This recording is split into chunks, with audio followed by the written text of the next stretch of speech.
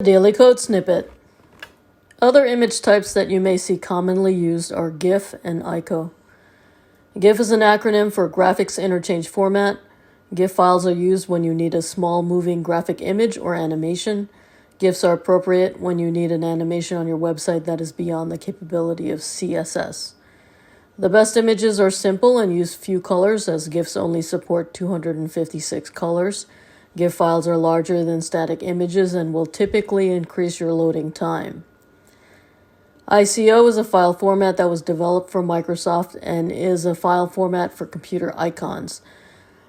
ICO files are scaled appropriately because they consist of one or more small images at multiple sizes and color depths. On web, the ICO format is used for the favicon. This is a small image that can be customized that appears on the browser address bar when going to a website.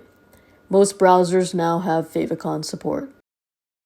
Presented by Designers Learn Code.